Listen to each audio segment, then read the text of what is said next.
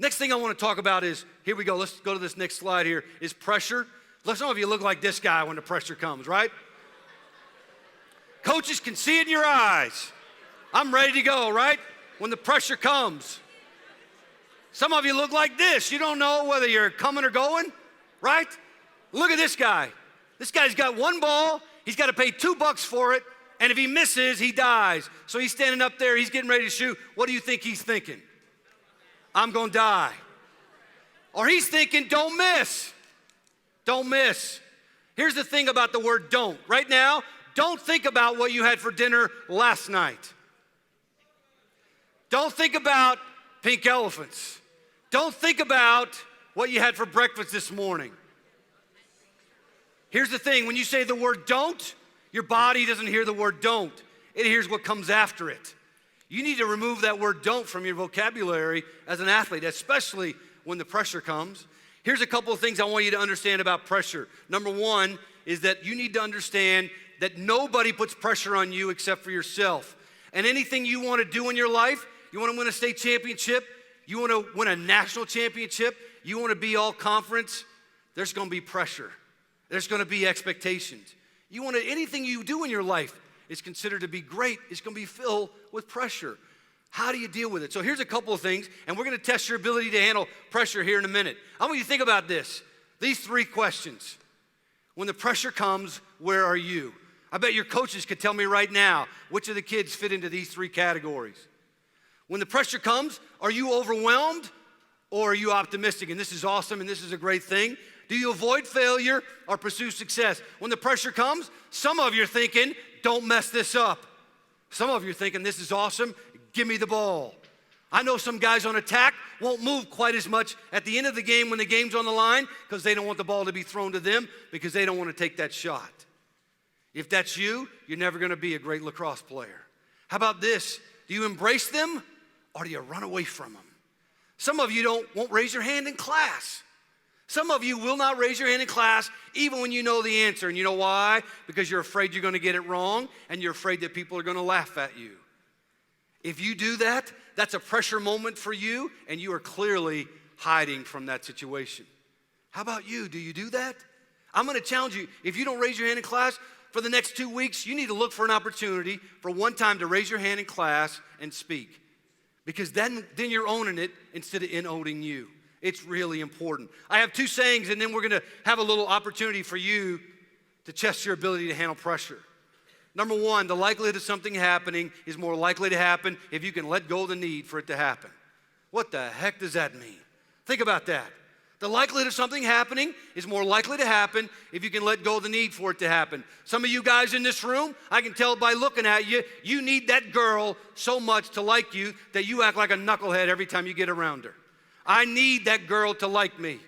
Some of you need your coach to think a certain thing about you. Some of you need a certain grade so badly that it gets in the way. Maybe you're studying for your SATs and you have so much pressure and you say to yourself, I have to, I need to, I must.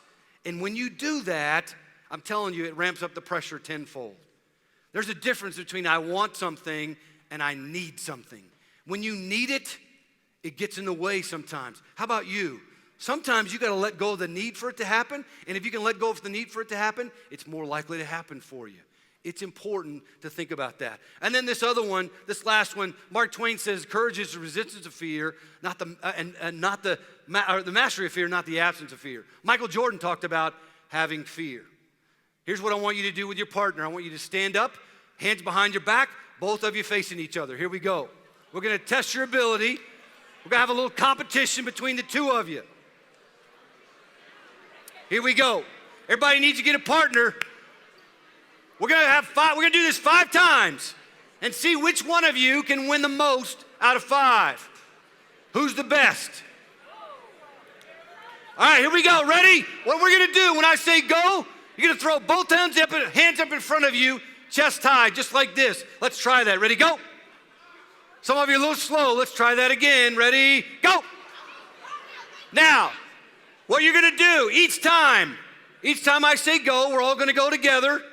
When I say go, you're going to throw both hands up in front of you. You can put any sequence of numbers between 0 and 10. So you can do 5, you can do 7, you can do 3. Now, a couple of rules. You can't put your hands out here like this. You can't go like this. You got to get your fingers out there.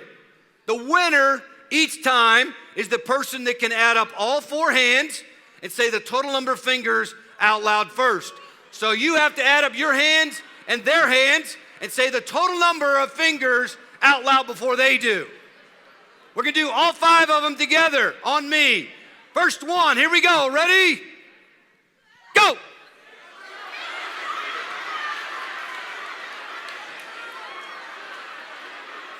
Number 2. Here we go, number 2. Ready?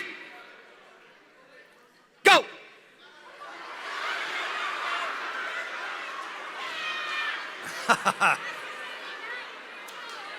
All right, raise your hand if you're 2-0 right now. Who's up 2-0? All right. Here we go. Ready? Number 3. Ready? Go!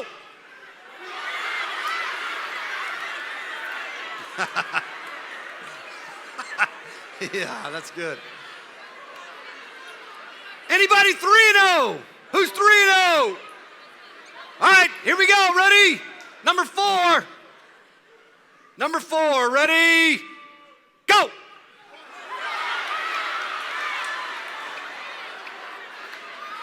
All right, last one. Here we go. Last one. Ready? Last one. Who's tied 2-all? Any groups tied 2-all? Who's up 4-0 right now? All right, here we go. Ready? Now, we're going to change it up a little bit. Whoever wins this one, no matter what the score is, wins the whole thing. Here we go. You could be losing 4-0 right now. You come back right now, you win it all. Here we go. No matter what the score is. Ready? This is the state championship of the hand-raising competition. You blow this, you're going to remember for the rest of your life. Here we go. Ready? Go!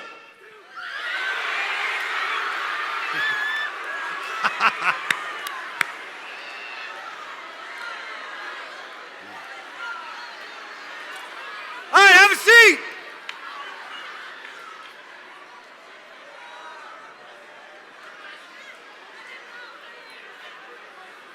Now, we only got a couple more minutes here, but guys, there are, hold on.